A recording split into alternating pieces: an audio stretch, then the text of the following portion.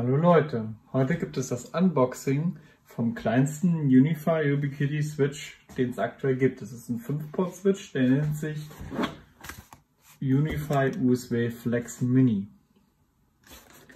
So, wir fangen jetzt mal an und machen die Verpackung auf.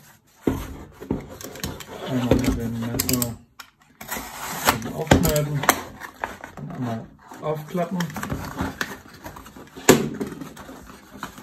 Dann sehen wir einmal den Inhalt, machen wir erstmal raus. Alles raus.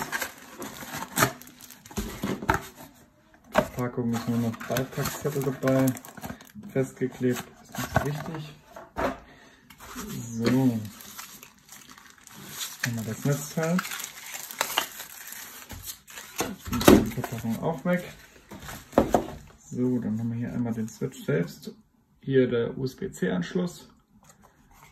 Recht klein, kompakt, also ja, maximal so breit wie ein iPhone, eher ein bisschen kleiner. Und 5 Ports, Gigabit Ethernet, und er kann theoretisch mit PoE betrieben werden oder mit dem USB-C-Kabel. Dann einmal natürlich das Netzteil, das packen wir uns gerade mal aus.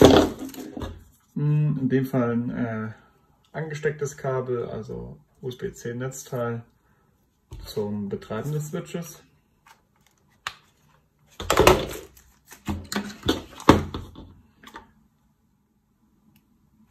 Länge ca. 1 Meter. Dann können wir hier nochmal gucken. Input 5 Volt, 1 Ampere. Nennt sich USB Flex Mini. Und kann in dem Fall ganz normal mit den Geräten, mit dem UniFi Controller verbunden werden. Und hier unten an der Rückseite ist auch der Reset-Button, ähnlich wie bei dem anderen Switchen. Nur bei den anderen Switchen befindet sich im Normalfall der Reset-Button auf der Rückseite oder auf der Vorderseite, anstatt an der Unterseite.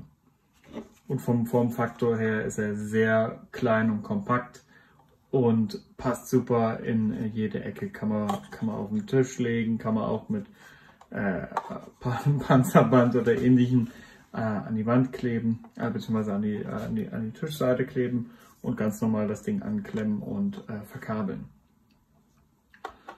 So, das wäre schon gewesen. Für einen Daumen hoch würde mich auch freuen und in die Kommentare schreiben wäre natürlich auch perfekt. Vielen Dank.